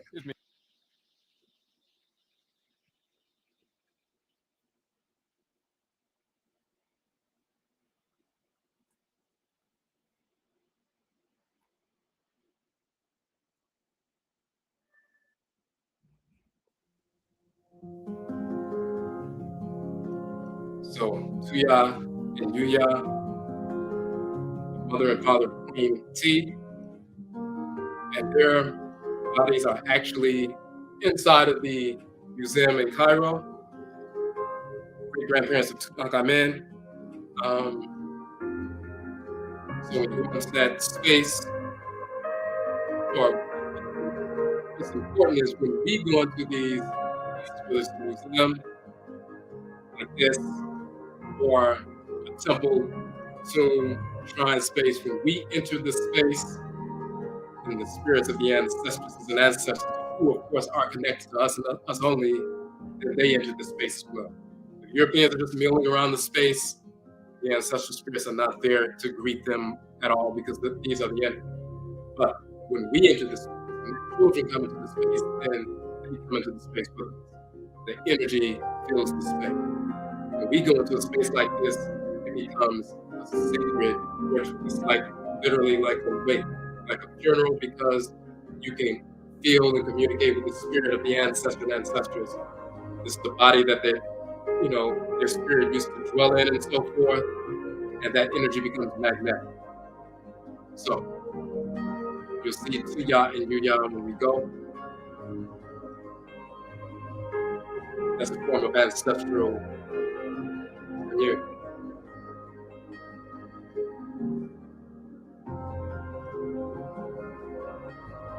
And when we went last time, there were a number of people in the museum at that particular time, but once we got around the space, asked the Nsamafo to disperse these Europeans, and they all dispersed, and it was just us standing by the ancestor and ancestors.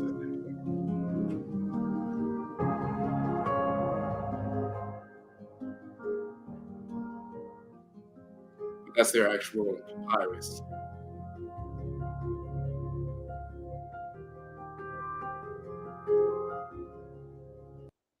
Okay.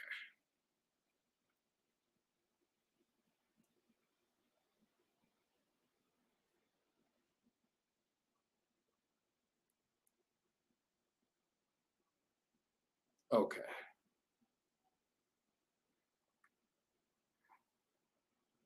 All right. So we just want to check. That's the information we wanted to share on Ra'et. She's of course incorporated in ritual. She's, Ida Huedo in Vodun. She's in Yonkunton in Akan. She's Oshumare in Yoruba. So even though people practicing these traditions and so forth, if they weren't studying anything about Kemet, they may not know that that's Ra'et. In our book and in our culture and classes and so forth, we prove that just to show people who's who.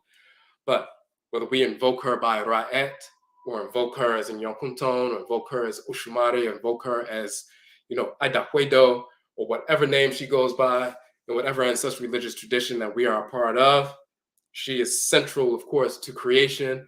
There's no strengthening, there's no spiritual development, there's no spiritual cultivation, there's no spirit possession, there's no divination without Ra'et. Nothing is taking place without her. So you can't just invoke Ra or Odumare or Inyokupan and so forth and think that you're going to be balanced. Without Ra'et, nothing is happening. The universe doesn't even exist, but nothing is going on. There's no realignment spiritually. If you're off track and you're trying to realign yourself, your thoughts, intentions, and actions with divine order, there's no realignment without invoking Ra and Ra'et in balance. Amen and Amenet, or Nyame and Nyamewa in balance, and so forth.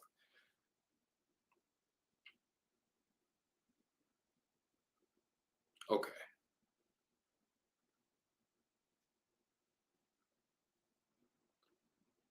Let me see. I just want to make sure we didn't miss anything.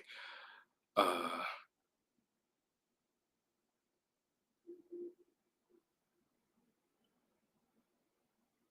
okay.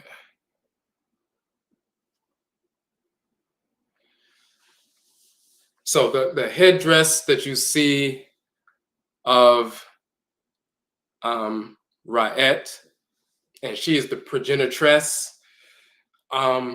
You'll see other, female divinities wearing this similar headdress, inclusive of Heneru, the solar disc with the horns and so forth. But you also see Set wearing that headdress and some others. But they're all taking after their progenitress, their mother, which is Ra'at.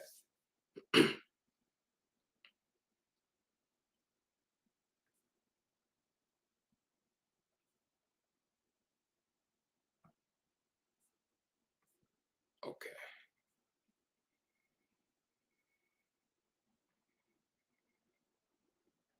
Okay. So when you see on this page here, so we have a trip to Kemet. The next trip we have to Kemet coming up is September 26th through October 4th, going to 13 different sites, 12 cities, from northern Kemet all the way through southern Kemet and into Khanid, into Nubia, Abu Simbel, and so forth. And also, of course, as we saw, Paraka, so-called Fight Filai.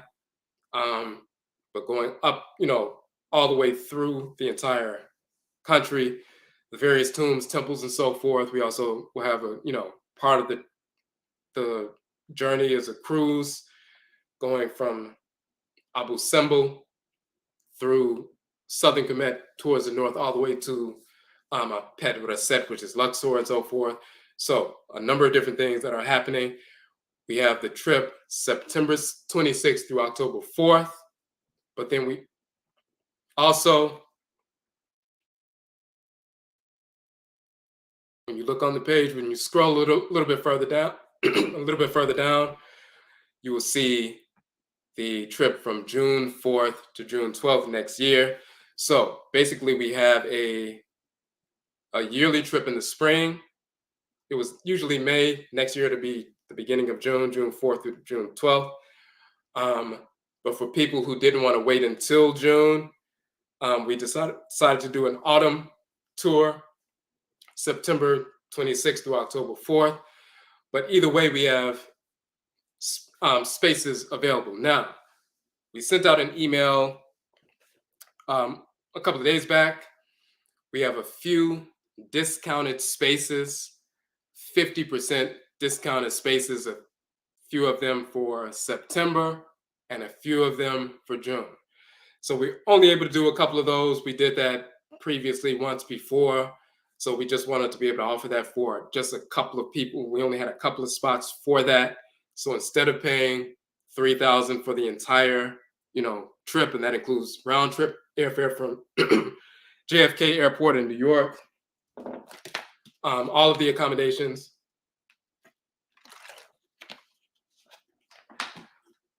the cruise and everything else, vegan meal options and so forth.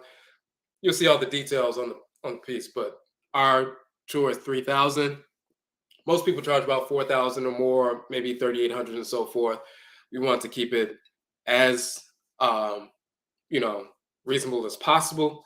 So ours is $3,000, but we have a couple of spaces for $1,500 or 50% discount. Of course, we can only do that for a couple of spaces.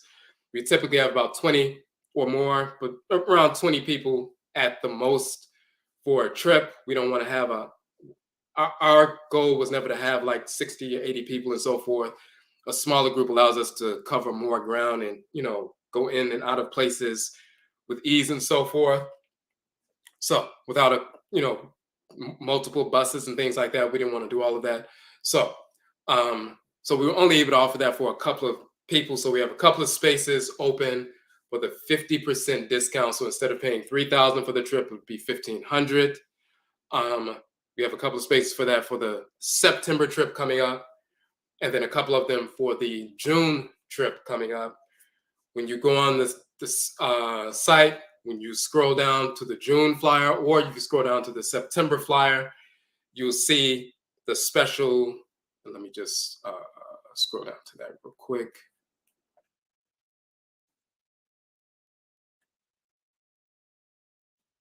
Well, first, let's just show this. That's the old flyer, but this, so you see like it's 13, well, 14 different videos showing different parts of, the trip and the different places that we went and things that were happening, just so you can get a feel for what's taking place. But when you scroll down past that to the September flyer, you see that here. It's 3 pages, and up under it is the regular payment button, but then you also see the special 50% discount offer, and that's down here. If you scroll down a little bit further, you'll see the June 4th through June 12th for next year. And up under that set of flyers, those 3 pages, you will see that special 50% discount offers there as well. So basically what it is, in order to take advantage of that, it's only a few spaces. You have to pay the $1,500 up front or 50% down, $750, and within a couple of weeks, the other $750. But it's first come, first serve. It's only a couple of spots open for that because we're not able at this point to offer that to a large number of people. Maybe in a few years we will be able to do that, but right now we can only do that for a couple of spots. But we did that because we wanted to put, certain people were saying like they never thought they would ever be able to go to Cometa, or it might be years before they could go. So we were able to do that for a couple of spots, and that gives some people the opportunity to actually go. Now, there's another piece with regard to that. We have the financing options. You can make payments, get on your own payment plan in a couple of ways. You can do your own payment plan. So $300 deposit, or it can be a higher deposit, but a minimum $300 deposit to reserve your space. And then you can make monthly payments. You can decide the payment amount, but depending on which trip you take, it has to be complete within 30 days before the trip and so forth. So you have to have the entire balance in. So people can do it that way, making monthly payments. That's what most people do. Most people, certain people will pay up front, but that's one way. But then also when you go into PayPal has different options for financing as well. They have a pay in 4 option where you qualify for that. You can make 4 payments, or they also have PayPal Pay Later. So when you click on the button and you choose the trip and so forth, for example, one of the options for Pay Later is they have like $149 a month for 24 months, basically. So you pay through PayPal. PayPal covers the $3,000 for the trip, and then you simply pay PayPal once a month for 24 months, 149 or 160, or whatever rate that they give you based on your qualification. That way your trip is automatically covered, and then you're in. You can go, and then you're just paying PayPal off. It's no different than a credit card or a line of credit to cover a trip. Just like if you had a $3,000 credit card and just paid it, put it on the credit card, you paid the credit card over the next 24 months and paid it off. And this way, PayPal has its own pay later option, which is really a PayPal line of credit to do that. So some people were able to do that. They didn't have the funds up front, but they qualified for PayPal, and they were able to, go on the trip. So you can go either the June trip, May trip and so forth. I'm sorry, either the June trip for next year or this coming autumn, September 26th through October 4th.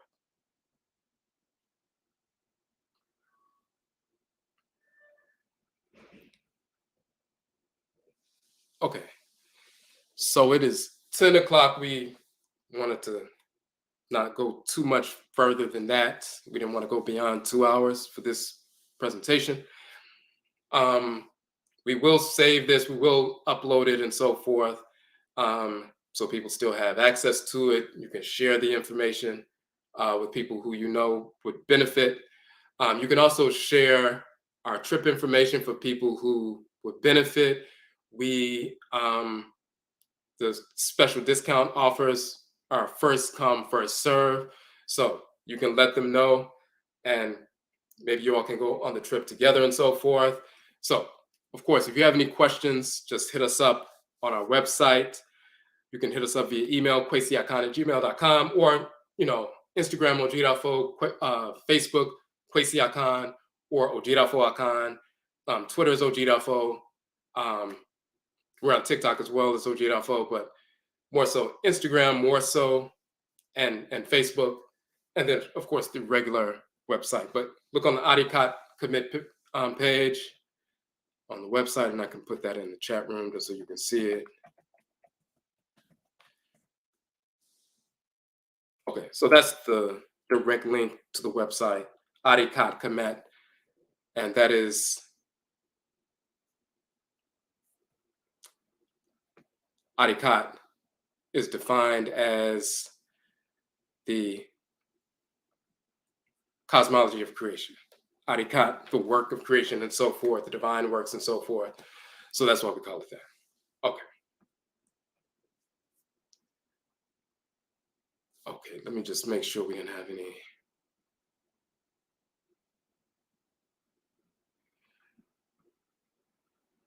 Okay, the question: any special reason why Kayat, black substance, space, and Kayat, landmass, sound have resemblance? Is that land is made up of the same substance? Yes. So the primordial black mound that rose up to burst through the surface of the water to become the first Kayat, highland, land above the surface of the water, the first landmass of Earth. And once that Kayat, the masculine and feminine aspects of that mountain, exploded to the surface of the water, then the energy of Ra and Ra'et entered the primordial landmass and fired it up and hardened it and so forth. So Afura and Afuraitkaitnit were moving through the Ka and Kayat and so forth. Yes, that primordial black mound comes from that, primordial black substance that made up the planet Earth, which was originally a little portion of the primordial black substance of space. So yes, that black mound, that black substance, just like the black substance in our bodies, the melanin, is derived from the original black substance of space, and that's why it's called Ka, and Kayat is named directly after the original Ka and Kayat. Ka and Kayat means soul, divine consciousness, but it also means black, dark, night, and so forth. Okay.